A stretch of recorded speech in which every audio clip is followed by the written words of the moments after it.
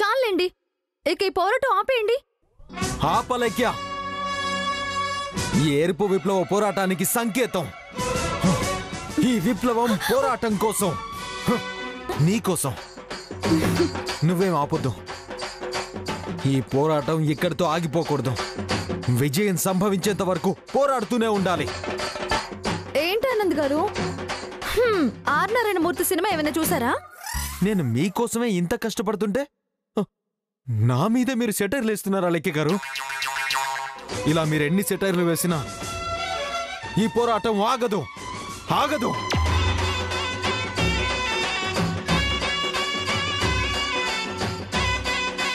అయ్యో ఆనంద్ గారు ఇంక నవ్వించింది చాలండి. విషయం ఏంటో చెప్పండి. చెప్పాను కదా వసుంధర గారు, మా నాన్నమ్మ మా ఇద్దరిని భార్యాభర్తలుగా అంగీకరించేంత వరకు నేను ఈ పని మనిషి పనులు చేస్తానండి. ఎంత కాదనుకున్నా మీరు మరీ ఇలా చేయడం ఏమీ బాలేదండి. నిజంగా బాలేదండి. ఈ ఇంట్లో గోడలకే కాదు, బోజు కొన్ని బుర్రలు కూడా పట్టింది. గోడల సంగతి ఇప్పుడే చూస్తున్నాను, బుర్రల సంగతి చూడాలంటే నేను ఉద్యమం చేయక తప్పదు. నా ప్రేమ గెలవాలంటే నాకీ పట్టుదల ఉండాలి, ఈ పనితనం నేర్చుకోవాలి. ఈ పోరాటం ఆగదు. ఎర్ర జెండె నీయలో, ఎర్రెర్రని ఈ జెండె నీయలో. ఎర్ర జెండె నీయలో, ఎర్రెర్రనిది జెండె నీయలో. ఎర్ర జెండె నీయలో, ఎర్రెర్రనిది జెండె నీయలో. ఏంట్రా ఇది? ఈ పాటలేంటి, అవతారం ఏంటి, ఈ గెటప్ ఏంట్రా మొత్తానికి? అనయ్య, మీరే మాకు ఆదర్శం. పట్టుదలతో ప్రేమను సాధించుకుని ఇప్పుడు కుటుంబ సమేతంగా పెళ్లి చేసుకుంటున్నారు. చేసుకున్నా అంగీకరించలేదు. ఈ తిరస్కారం ఏంటి? నాలో లోపం ఏమిటి? తాళి బేసిక్గానే కట్టానే, మీరే చెప్పాలి. రే, అవన్నీ పక్కన పెట్టు. నువ్వు ఇలా చేయడం గనక అమ్మ అప్పు చూశారంటే చాలా బాధపడతారు. లేదన్నయ్య, ఈ పనులు వాళ్ళు చూడాలి. నా ప్రేమలో నిజాయితీ వాళ్ళకు తెలియాలి. అప్పటి వరకు నేను కష్టపడుతూనే ఉంటాను. దాన్ని మీరు కామెడీ అనుకుంటారో గారడీ అనుకుంటారో మీ ఇష్టం.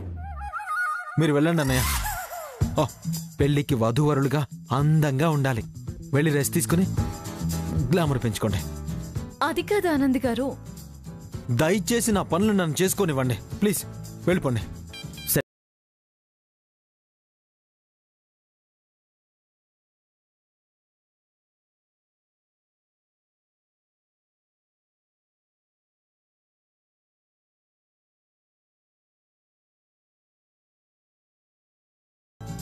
మీరు కూడా వెళ్ళి రెస్ట్ తీసుకోండి.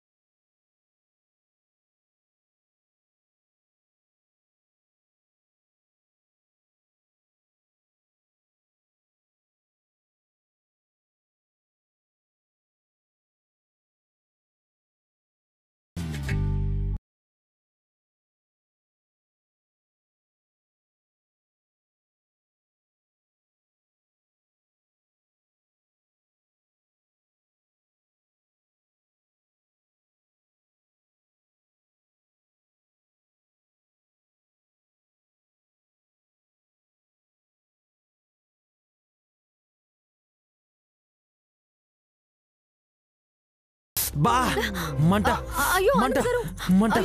ఏమైంది ఆనంద్ గారు? ఏమైంది? నన్ను ఊదమంటారా? ఊదు. ఫ్లోర్ ఊడమంటాను.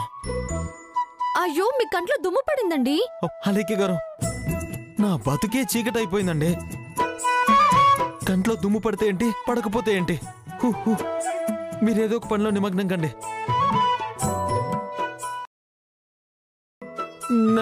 నన్ను డిస్టర్బ్ చేస్తూ ఉంటారు.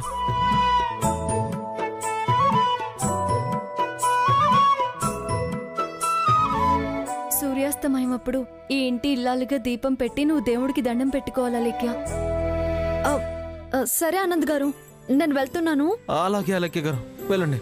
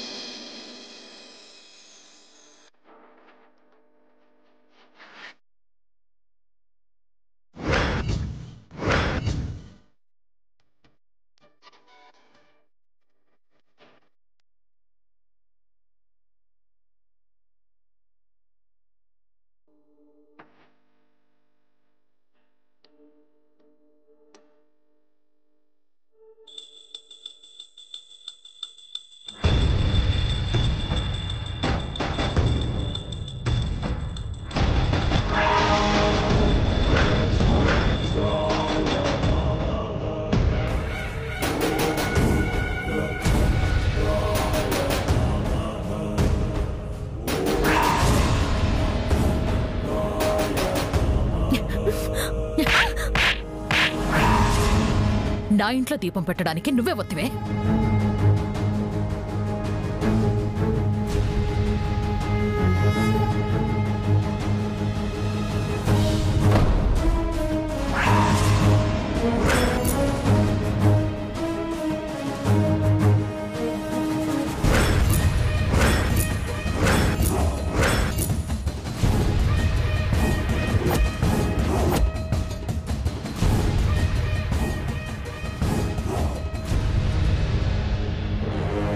సుచిత్ర, ఏం జరుగుతుంది ఇంట్లో? ఎవరితో వచ్చి నా ఇంట్లో దేవుడి ముందు దీపం పెట్టడం ఏంటి? నా మనవడు పని వాళ్ళలాగా పనులు చేయడం ఏమిటి? ఆనంద్, ఏంటిదంతా? నేనే సూర్యాస్తమయంలో దీపం పెట్టమన్నాను మేడం. ఇంకా మెళ్ళో తాళి కూడా పడలేదు, అప్పుడే ఈ ఇంటి పెత్తనం కూడా తీసుకున్నావా?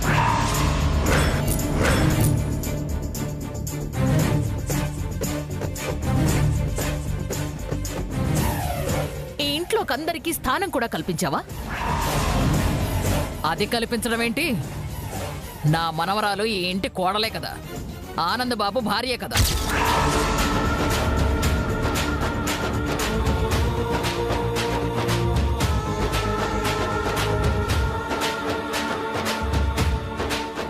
కాంతం, నా ఇంట్లో చోటిచ్చాను కదా అని నా పిల్లల జీవితంలో కూడా చోటిస్తానని అనుకుంటున్నారా?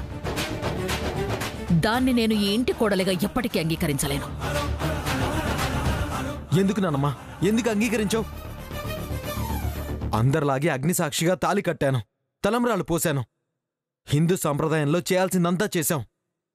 ఇప్పుడు తన భార్య కాదంటే ఎలా నానమ్మా? ఆపు. ఇదంతా నా ముందు నాకు చెప్పి చేసావా, లేక మీ అమ్మకి చెప్పి చేసావా? చెప్పు. మీ ముందు చేసుకోలేదు నానమ్మా, కానీ తాళి కట్టేటప్పుడు మీకు దండం పెట్టుకునే కట్టాను. మమ్మల్ని ముందు పెట్టుకుని తలంబ్రాలు పోసుంటే ఇదంతా ఉండేది కాదు కదా. వసుంధర పెళ్లి జరిపిస్తున్నప్పుడు చిన్నల్లుడు మాత్రం ఏం చేస్తాడు దినా? పిల్ల మీద ప్రేముంది కాబట్టి మహా అయితే తాళి కడతాడు. అవునమ్మమ్మా, ఆనంద్ బావకి అలేఖ్యతో పెళ్లి జరుగుతుందన్న ఆనందంలో పిలవలేదేమో. నువ్వైనా గుర్తు చేయాలి కదా వసుంధర. తప్పు చేసింది వసుంధర అయితే వాళ్ళకి శిక్ష వేయడం ఏంటమ్మా? అప్పు, ఏంటప్పు, ఏంటిదంతా? జరిగిందేదో జరిగిపోయింది. వాళ్ళని ఆశీర్వదిస్తే కనీసం తమ్ముడైన ఆనందంగా ఉంటాడు కదా. అన్నీ నాకు తెలియకుండా జరిగిపోతూ ఉంటే నాకు బాధగా ఉంది. అసలు నేను ఉన్నాననుకున్నారా, లేక చచ్చిపోయాననుకున్నారా? అప్పు, అలా మాట్లాడుతూ నిన్ను ఒప్పించడం కోసం చాలా ప్రయత్నాలు చేస్తున్నారు. చూడు ఎంతలా కష్టపడుతున్నారు. చెయ్యాల్సిందంతా చేసి తరువాత ఎద్దు చేను వేసినట్టు అంతా అయిపోయాక దీవించండి అంటే అర్థమేంటి వంశీ? నేను ముందే చెప్పాను అందర్నీ ఒప్పించి పెళ్లి చేస్తానని. కానీ ఇదిగో ఈ వసుంధరే దొంగ పెళ్లి చేసి ఇప్పుడు నా మనవరాల జీవితాన్ని సర్వనాశనం చేసింది.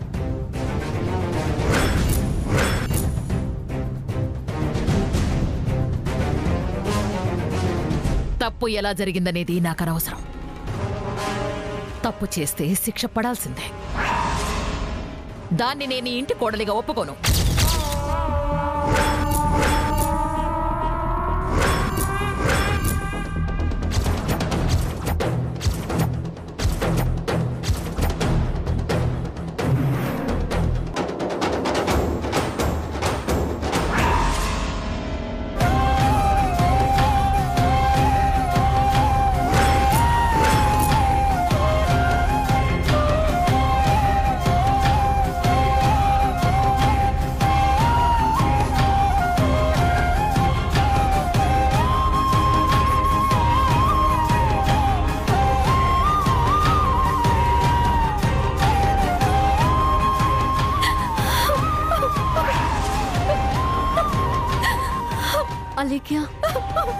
అలేఖ్య ఊరుకో.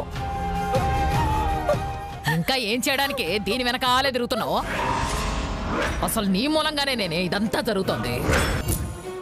ఆవిడ కడుపు మంటంతా నీ మీదేనే. నిన్ను ఈ ఇంటి కోడలిగా చూడలేక ఆవిడ కుమిలిపోతుంది అక్కడ. అదే నా మనవరాల మీద చూపిస్తుంది. అసలు నువ్వు చస్తే గాని నీ చెల్లెలి జీవితం బాగుపడదే. మీ అమ్మ నిన్ను చక్కగా గాని ఉంటే నువ్వు ఇలా ఉండేదానివి కాదు. బరి తెగించి కందే నిన్ను, బరి తెగించి కందే. ఛీ! అందుకే నువ్వు ఆ జోగేంద్ర గాడితో బరి తెగించావు. ఇంకా ఎందుకే బతికున్నావు? చచ్చిపోవే, చచ్చిపోవు. నువ్వు చస్తేనే ఆ అపర్ణాదేవి నా మనవరాల్ని ఈ ఇంటి కోడలుగా ఒప్పుకుంటుంది. నా చెల్లెలి సంతోషం కోసమే నేను ఇంకా బతుకున్నాను నానమ్మ. అదే మాట నిజమైతే నేను చావడానికి కూడా వెనకాడను నానమ్మ. అమ్మయ్యా, అయితే అదే పని చెయ్యి. ఛై!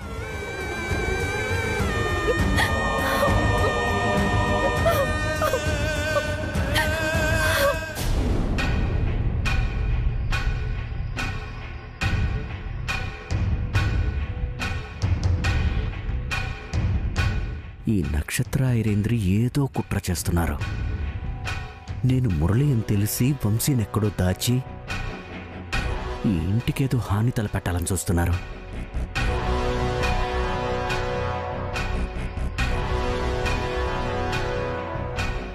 వీళ్ళ ప్లాన్ ఏంటో తెలుసుకోవాలి. బావా అది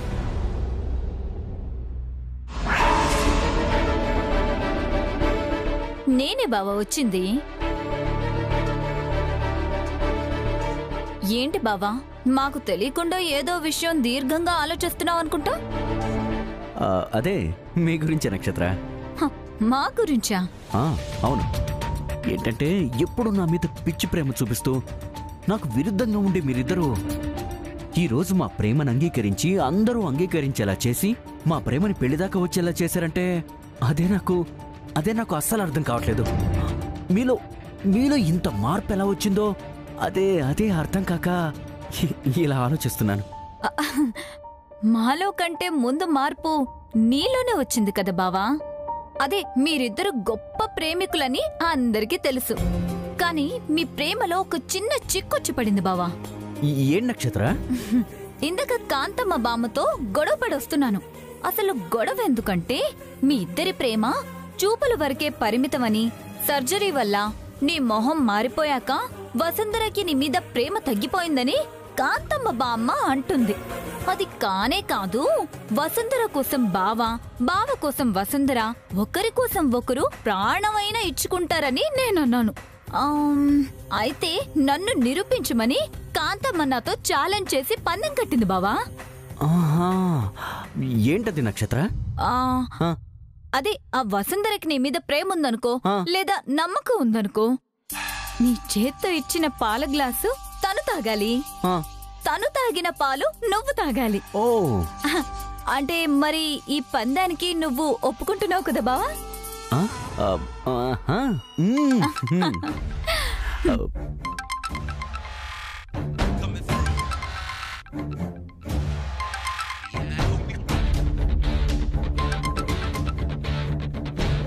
మధుర ఎప్పుడు ఫోన్ చేసిందేంటి? ఈ నక్షత్రం ముందు ఎలా మాట్లాడాలి? మాట్లాడు బావా, నీ చెల్లెలే కదా.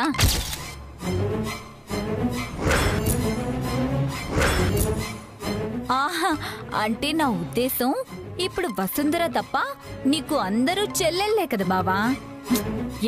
నేనేదో వరుసకి నీకు మరదలనయ్యాను కానీ అయినా ఆ వసుంధరే నీ జీవితం కదా బావా. నక్షత్ర అదే ఫోన్. పర్లేదు బావా, నువ్వు మాట్లాడు, నేను వెళ్ళిపోతాను.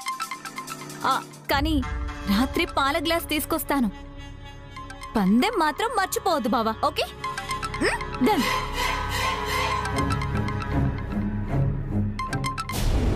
హలో. ఏంటన్నయ్యా, నీకెప్పుడు ఫోన్ చేసినా ఫోన్ బిజీ వస్తుంది.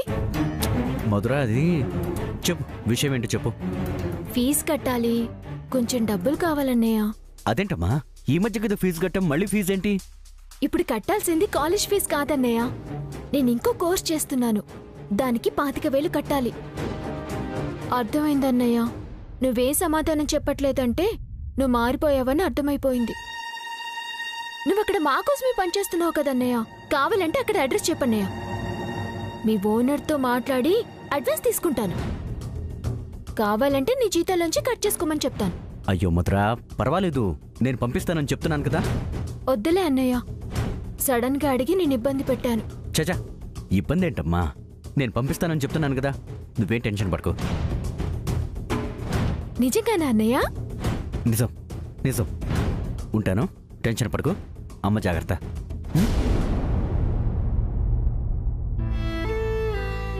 అన్నయ్య, ఇప్పుడు నీకు ఫోన్ చేసింది నిజంగా డబ్బుల కోసం కాదు. అంత అవసరం కూడా నాకు లేదు. నువ్వు మా బాధ్యత తీసుకొని పనిలో పడిపోయి రేపు నీ పుట్టినరోజన్న విషయం కూడా మర్చిపోయావు. రేపు నీ పుట్టినరోజుని నీకు గుర్తు చేయడానికి ఫోన్ చేయలేదన్నయ్య. రేపు నీ పుట్టినరోజుని సెలబ్రేట్ చేయడానికి డబ్బులు అడిగానంతే. నీ పుట్టినరోజున వదినని నీ ముందుకు తీసుకొచ్చి మీ ఇద్దరిని కలుపుదాం అనుకున్నానన్నయ్య. వెంటనే ఈ విషయం వసుంధర గారికి చెప్పాలి.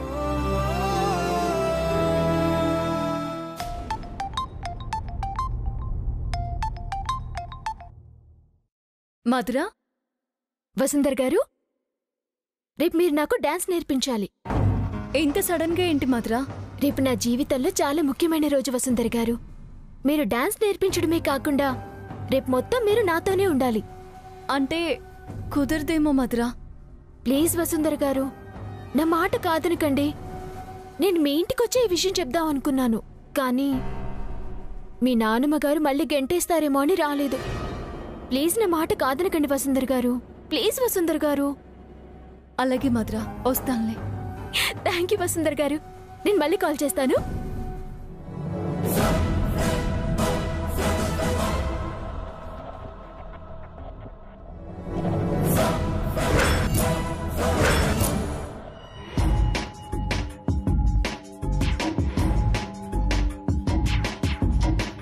ఒసే వసుంధరా, నువ్వు నాకు చిన్నప్పుడే ఎందుకు ఎదురవ్వలేదే?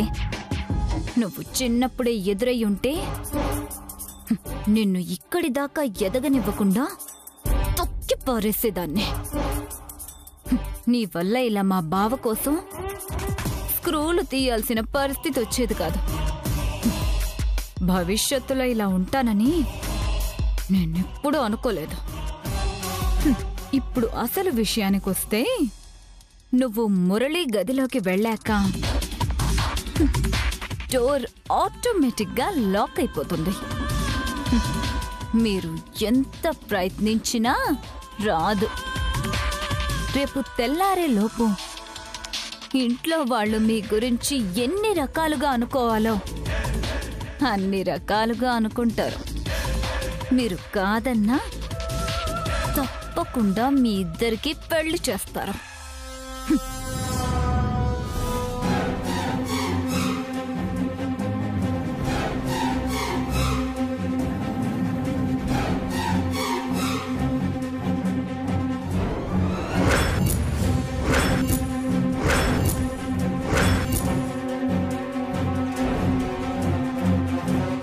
ఏంటి మామ్, మీరింకా ఏం చేస్తున్నారు?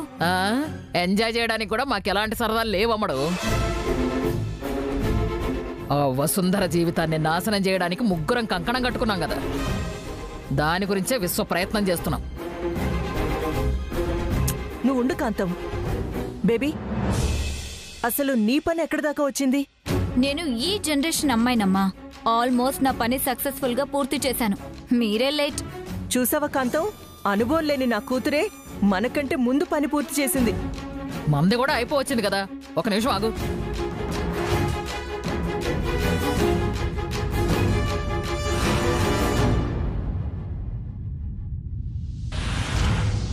అసలు మీరేం చేస్తున్నారో నాకేం అర్థం కావట్లేదు మామ్. లస్సీ చేస్తున్నాను బేబీ. ఎందుకు?